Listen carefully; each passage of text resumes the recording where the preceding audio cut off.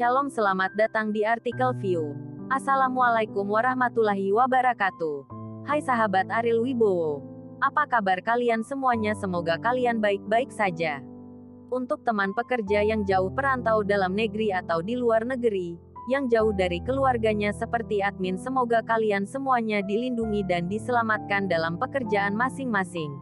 Dan untuk sahabatku yang bersama keluarganya, semoga kalian sehat selalu dalam lindungannya. Amin.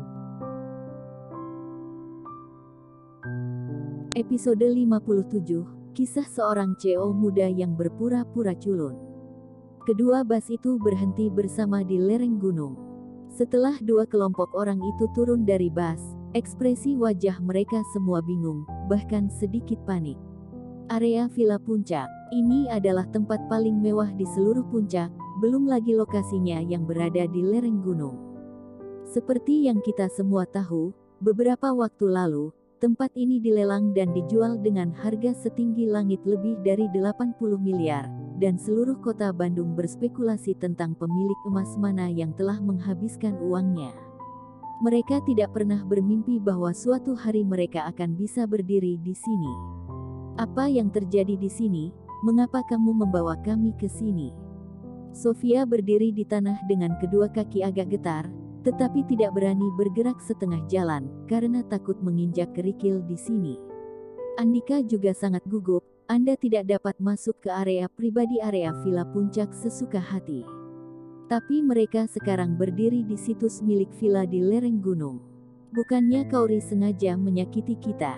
Andika menggertakkan giginya dan berkata, membiarkan mereka dibawa ke sini. Diperkirakan mereka akan dijebak. Pada saat itu, orang-orang Pascal akan tahu siapa yang bisa melarikan diri. Kauri ini benar-benar ingin membunuh kita dan menyakiti kita. Bisakah dia mengesampingkan tanggung jawab? Martin tampak marah dan ingin membunuh. Apa yang harus kita lakukan sekarang? Manfaatkan fakta bahwa Departemen Manajemen Properti belum menemukannya. Ayo cepat, saran Sofia. Sisi lain, Ruben dan yang lainnya tidak berani berbicara karena mereka ketakutan. Bahkan jika Arya mengaku sebagai karyawan Technoscience, dia tiba di tempat ini. Saya tidak berani membuat masalah. Gaji tahunan 1 juta memang sangat tinggi di mata orang biasa, tetapi Arya tahu bahwa di mata surga, itu bahkan bukan kentut. Sama seperti semua orang bertanya-tanya apakah akan pergi diam-diam, Audi A6 naik gunung. Ekspresi Lina dan William di dalam mobil tidak bisa diungkapkan dengan kata-kata. Ketika Ariel mengendarai mobil ke gerbang, Lina tidak sabar untuk menamparkan Ariel dan membawanya ke tempat yang begitu maju dengan malu. Tetapi ketika keamanan membuka gerbang, ekspresi dia dan William terkejut, dan mata mereka hampir jatuh ke dalam mobil. Karena Kauri ada di sini kemarin, tidak ada banyak kejutan, tetapi masih ada perasaan seperti mimpi. Bagaimanapun, ini adalah area villa Gunung Puncak, dan juga merupakan villa di lereng gunung. Kauri mengira ia saat ini masih bermimpi, tidak ingin Kauri terbangun dari mimpinya dan merasa bahwa semua ini palsu. Baru pada saat inilah perlahan-lahan merasa sedikit nyata. Setelah mobil berhenti di villa lereng gunung, Ariel dan Kauri turun dari mobil, dan Andika berjalan ke arah Ariel dengan marah. Dia mencengkeram kera Ariel dan berkata dengan marah, "Ariel, apa maksudmu dengan keluargamu? Apakah kamu ingin membunuh kami?" Sofia menatap Kauri dengan tatapan sengit, dan berkata dengan getir, "Kauri, apakah Anda tidak tahu aturan area Villa Puncak? Bawa kami ke sini, Pascal akan menyelidiki, apakah tanggung jawab ada di tanganmu sendiri." Ariel menggenggam pergelangan tangan Andika, dan mencengkeram dengan keras. Andika melepaskan tangannya dengan kesakitan. "Andika, mengapa kamu begitu bersemangat? Mendominasi di rumah, takut ketika kamu sampai di sini?" Ariel berkata dengan ringan.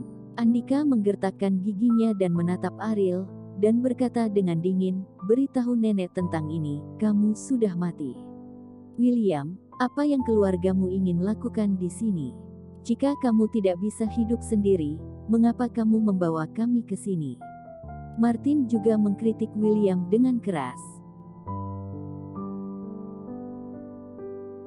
Kerabat lain tidak tahan, dan segala macam kata-kata tidak menyenangkan diucapkan, terlepas dari kasih sayang kerabat.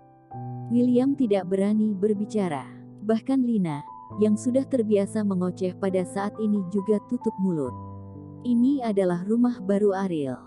Villa sisi gunung. Lina gemetar, beban rumah bekas ini terlalu berat untuk dia bayangkan. Apa yang kamu takutkan? Kamu pulang saja, apakah kamu masih bisa mempermalukan saya? Kata Kaori. Pulang. Apakah kamu gila? Kamu berani membual tentang banteng semacam ini? Apakah villa di lereng gunung ini adalah rumahmu? Sofia berkata dengan suara dingin dengan jijik. Kaori menatap mata marah keluarga Wijaya, dan tersenyum di sudut mulutnya. Orang-orang yang tidak bisa melihat keluarga mereka hanyalah sekumpulan barang di sarang mereka. Mereka baru saja tiba di Gunung Puncak, area villa. Satu persatu hampir ketakutan.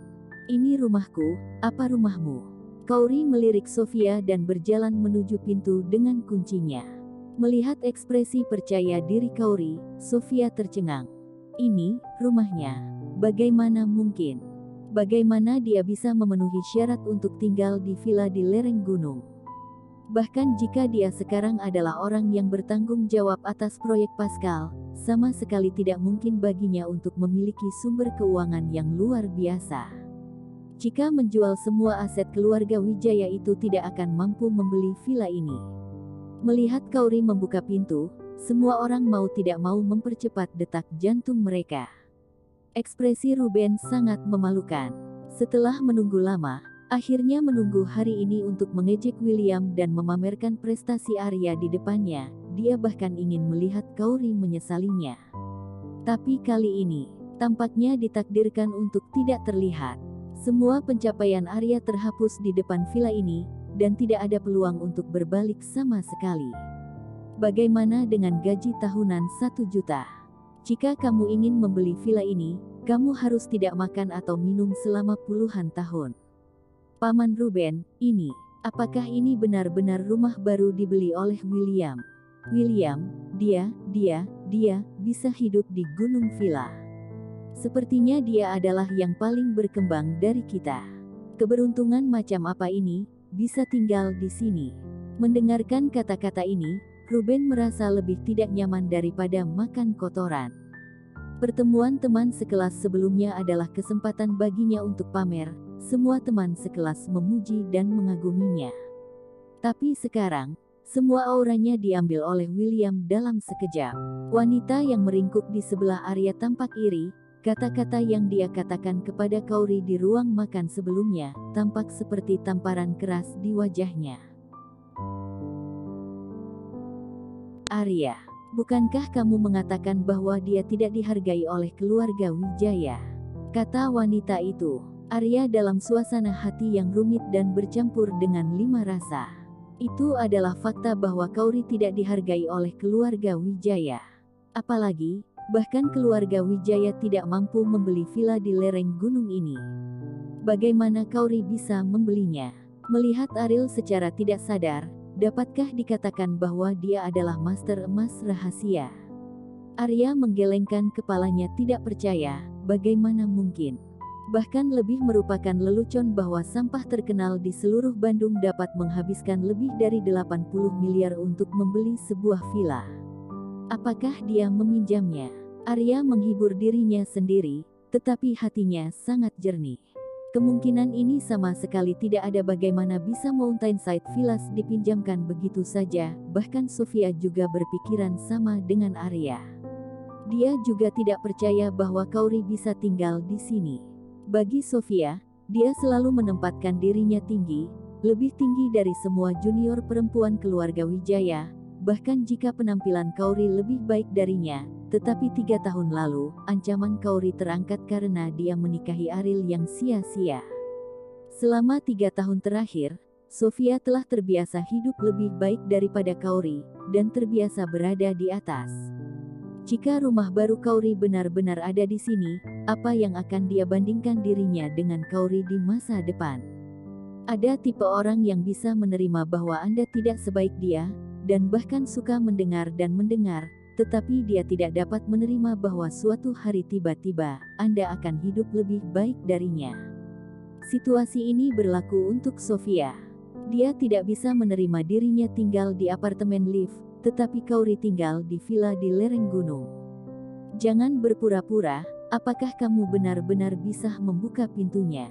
Sofia berkata dengan getir. Begitu kalimat ini keluar, semua orang yang mendengarnya menjadi gugup entah kenapa, dan kecuali William dan Lina, mereka semua berharap Kauri tidak akan bisa membuka pintu, sehingga semua kebohongan ini akan terungkap dan kejam, menertawakan Kauri. Ini seperti semacam perlawanan tak berdaya, hal-hal telah sampai pada titik ini, mereka tidak mau percaya, tetapi itu tidak mencegah fakta terjadi. Kauri memutar kunci dan membuka pintu dengan mudah. Meskipun Sofia sangat tidak puas di dalam hatinya, dia tidak bisa tidak mempercayai fakta di hadapannya.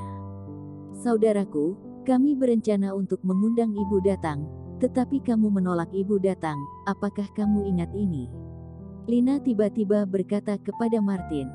Wajah Martin sangat jelek dan jelek, keinginan terbesar wanita tua itu dalam hidupnya adalah pergi ke area villa Gunung Puncak, tetapi dia menolak membawa ibunya datang.